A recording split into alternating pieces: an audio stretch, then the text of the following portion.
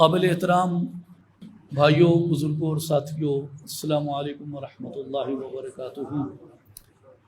میری جو دلی خوشی کی کیفیت ہے اس ادارے میں حاضر ہو کے اور یہاں کا بہترین تربیتی ماحول دیکھ کے، میری خواہش تو تھی کہ اگر کچھ وقت ہوتا تو اس پہ ضرور میں انتظامیہ کو اور منتظمین کو خراج تحسین دل کھول کے پیش کرتا، لیکن اس اختصار کے وقت میں دلی مبارکباد پیش کرتا ہوں، اور جنہوں نے بھی جب بھی دامے درمے قدم سخنے اس بابرکت مسجد پاک کے لیے اور اس سے متصل اداروں کے لیے حصہ شامل کیا، اللہ تعالیٰ ان کی اس ڈیوٹی کو اپنی بارگاہ میں قبول فرمائے۔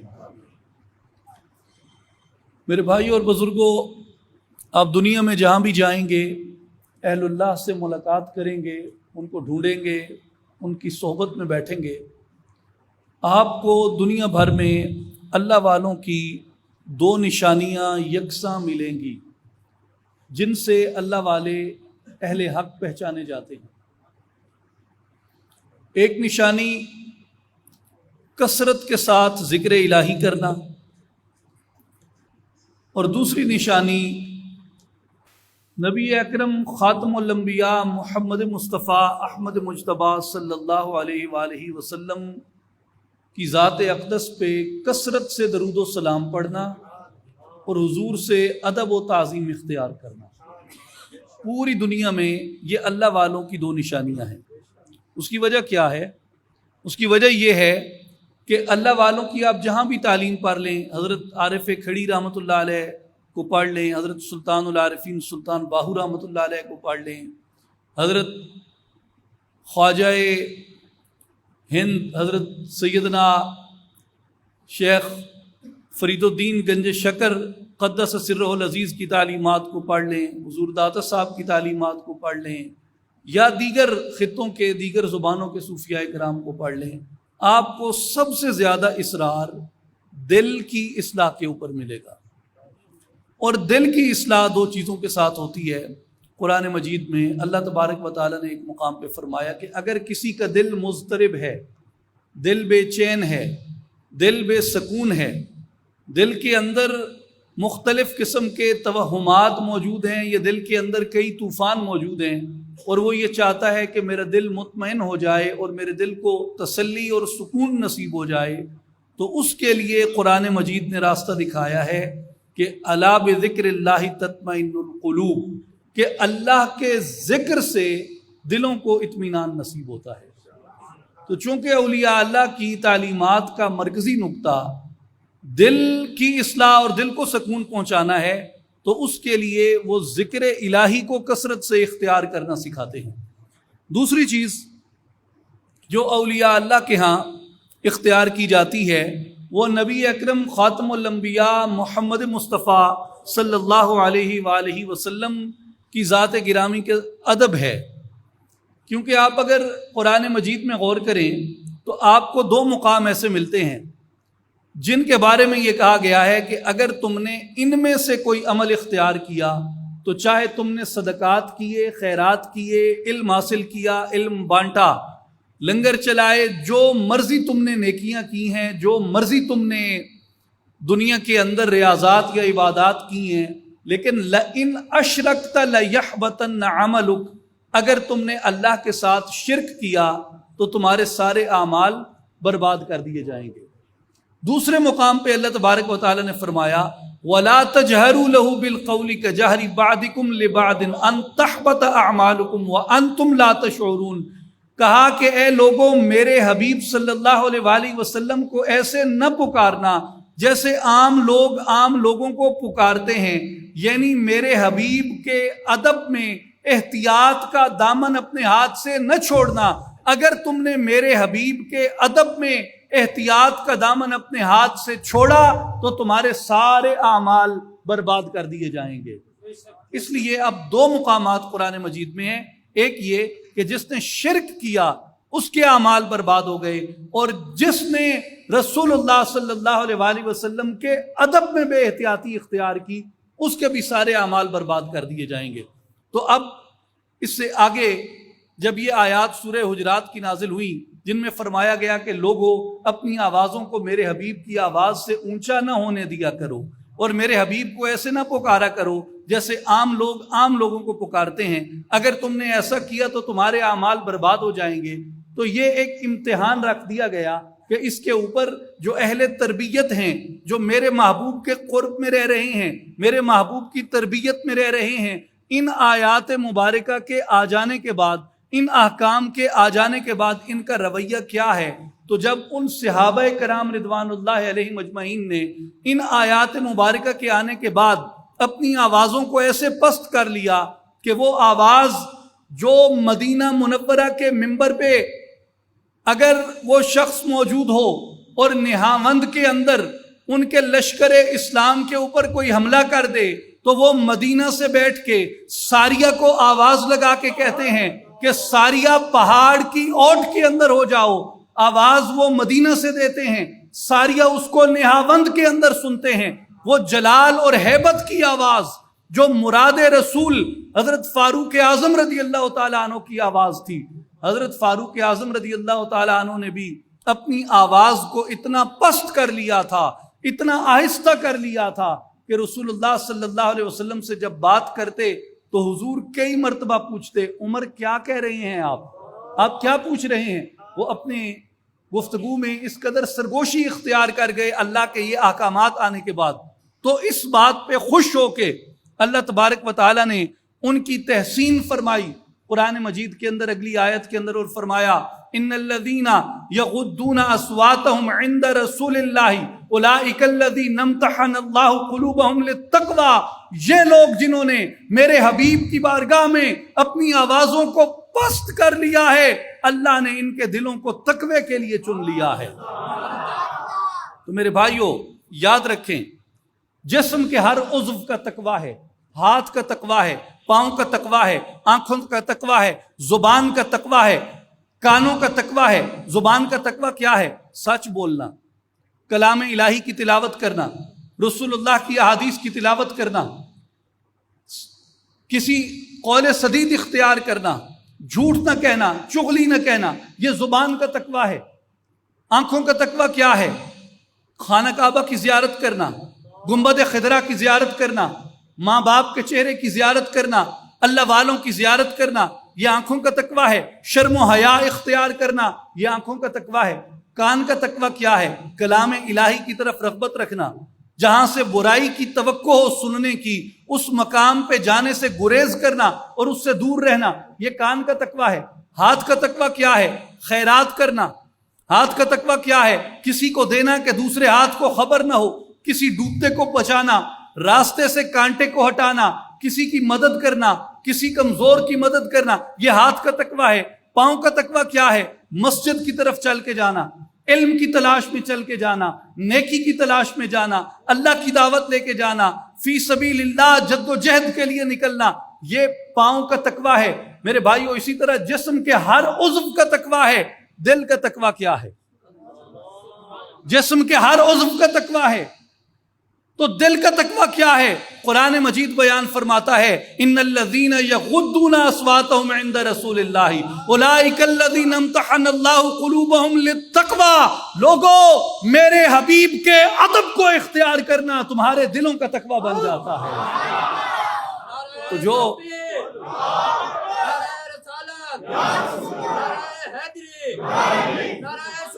اس لیے میرے بھائیو اور بزرگوں، رسول اللہ صلی اللہ علیہ وآلہ وسلم کا ادب، حضور صلی اللہ علیہ وآلہ وسلم کی تعظیم، حضور صلی اللہ علیہ وآلہ وسلم کی تکریم اور حضور سے نسبت جو ہے، یہ انسان کے دل کو تقوی عطا کرتی ہے۔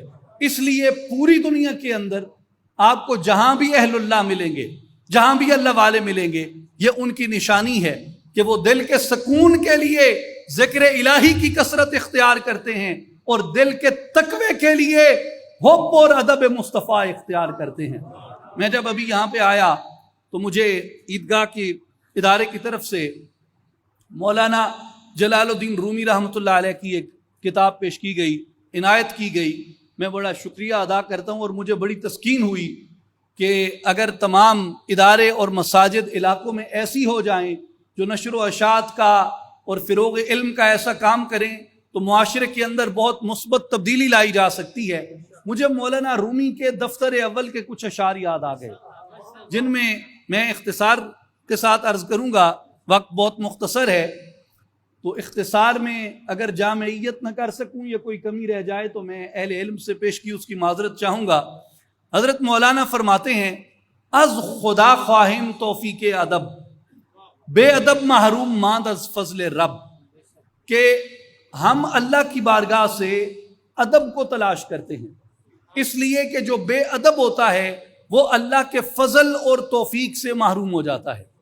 اور پھر آگے حضرت مولانا رومی رحمۃ اللہ تعالی علیہ فرماتے ہیں کہ بے ادب تنہا نہ خود را داشت بد، بلکہ آتش در ہما آفاق زد، کہ جو بے ادب ہوتا ہے، جو گستاخ ہوتا ہے، وہ اکیلا اپنے آپ کو تباہ نہیں کرتا، وہ اپنے ارد گرد کو بھی تباہ کر ڈالتا ہے، اپنے گرد و نواح کو بھی تباہ کر ڈالتا ہے۔ جیسے آپ جانتے ہیں حضرت سلطان العارفین سلطان باہو رحمۃ اللہ علیہ کا بھی مشہور فرمان ہے، تسبیح پھری تے دل نہ پھریا، کی لینا تسبیح پڑھ کے ہو، علم پڑھیا تے ادب نہ سیکھیا، کی لینا علم نو پڑھ کے ہو۔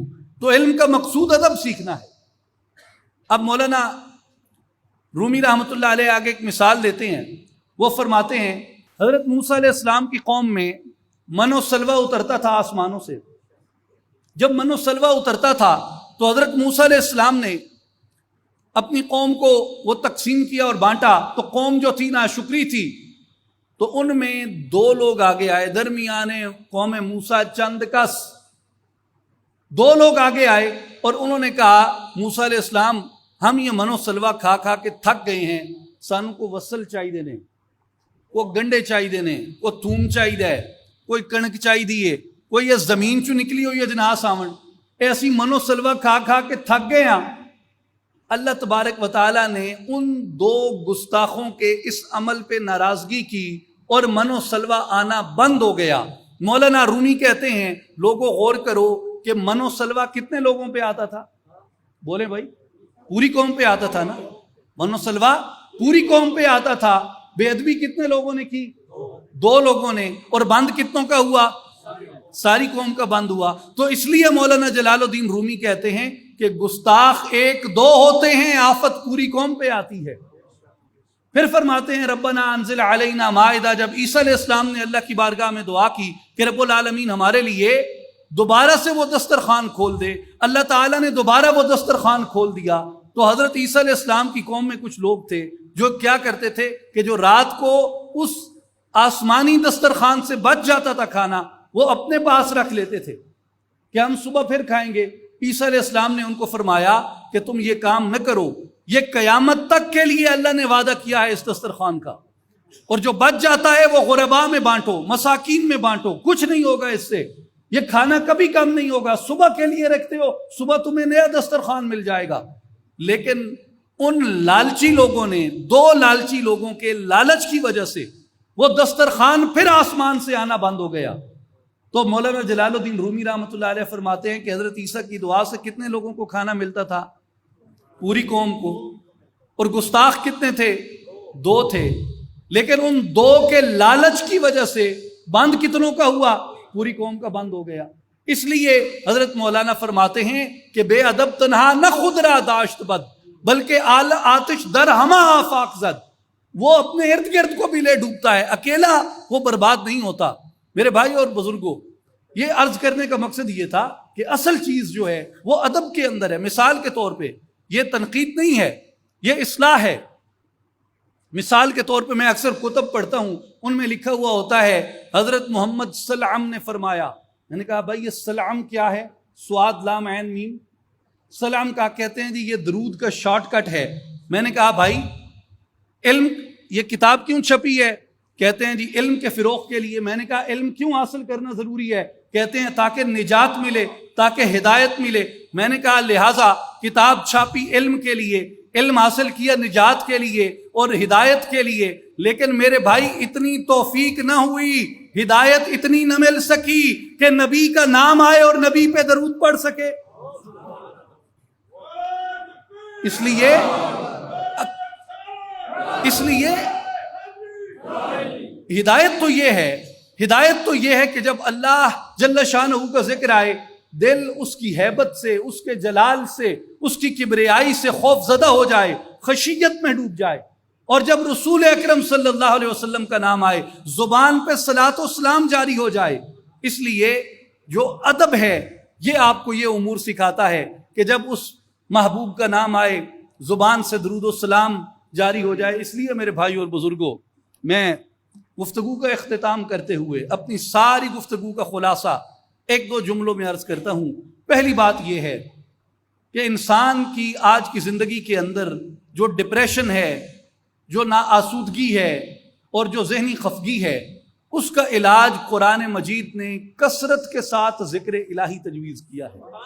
اور اسی طرح جو دل کا تقویٰ ہے کہ دل کیسے مؤدب ہو جائے اور متقی ہو جائے اور دل میں خشیت اتر جائے، اس کا طریقہ رسول اکرم صلی اللہ علیہ وآلہ وسلم کی ذات اقدس کا تعلق ہے اور حضور صلی اللہ علیہ وسلم کا ادب ہے۔ اور ادب کی پہلی نشانی کیا ہے؟ حضور علیہ الصلوۃ والسلام کا اسم مبارک آئے تو تمہارے وجود کے اندر حضور کا ادب اور حضور کی تعظیم پیدا ہو جائے۔ اور حضور کے ادب اور حضور کی تعظیم کا حصہ ہے کہ جب کملی والے کا نام آئے عاشقوں کی زبان پہ جاری ہو جائے صلی اللہ علیہ وآلہ وسلم۔ ان اللہ وملائکتہ یصلون علی النبی یا ایھا الذین آمنوا صلوا علیہ وسلموا تسلیما۔ الصلاۃ والسلام علیک یا سیدی یا رسول اللہ وعلی آلک واصحابک یا حبیب اللہ، وآخر دعوانا ان الحمد للہ رب العالمین۔